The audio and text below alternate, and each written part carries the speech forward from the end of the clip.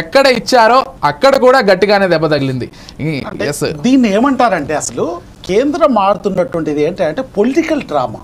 Paper మీద బడ్జెట్లో మాత్రం బీహార్కి ఇన్ని తాయిలాలు ప్రకటించామని ఇచ్చినప్పటికీ వాస్తవ రూపంలో అలాట్మెంట్ బడ్జెట్లో అలాట్మెంట్ నిధులు అలాట్మెంట్ చేసేటప్పుడు వాస్తవంగా ఇవి రూపం చెందట్లేదు. సో ఆ సందర్భంలోనే తేజస్వి యాదవ్ మాట్లాడుతున్న మాటలు ఏంటంటే కేవలం నితీష్ కుమార్కు భయపడి మాత్రమే ఇచ్చినటువంటి సందర్భం, కానీ వాస్తవ రూపం దాల్చేటువంటి పరిస్థితి లేదు.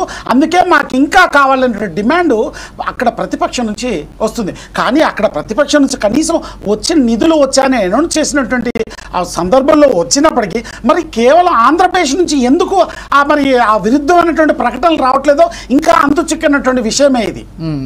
విజయ్, తెలంగాణ నుంచి ఆంధ్రప్రదేశ్ నుంచి కూడా మరి కేంద్రానికి సంబంధించి ఏమైనా అంటారా అంటే ఒక్క రూపాయి కూడా ఇవ్వకుండా తప్పించుకున్నటువంటి తీరుకి సంబంధించి రాష్ట్ర ప్రభుత్వాలు ఏమైనా ఎండగడతాయో అనేది చూడాలి. ఈరోజు మరి ఇప్పటికీ కూడా తెలంగాణ ప్రభుత్వం వాళ్ళని 40,000 కోట్ల రూపాయలు అడిగింది. అసలు ఎందుకు ఇవన్నీ మౌలిక సదుపాయాల కోసం ఇవన్నీ అడిగినటువంటి సందర్భంలో ఒక్క పైసా కూడా కేటాయించినటువంటి సందర్భం ఇది. నిజంగా దక్షిణ రాష్ట్రాల మీద సవతి తల్లి ప్రేమగానే చెప్పుకోవచ్చు. కానీ రాజకీయ చాణక్య నీతిని ప్రశ్నించేటువంటి చంద్రబాబు నాయుడికి కూడా మొండి చేయి చూపించాడంటే మరి నిజంగా మోదీ గురించి ఏం చెప్పాలో అర్థం కానటువంటి వింత పరిస్థితి మాత్రం తెలుగు తమ్ముళ్ళ పరిస్థితి అయిందని మాత్రం ఇక్కడ కంప్లీట్ పూర్తిగా చెప్పచ్చు. రైట్, మిగిలినటువంటి బడ్జెట్ హైలైట్స్కి సంబంధించి సంపత్ కంప్లీట్ చేస్తారు సార్. ఒకసారి సంపత్తో మాట్లాడదాం.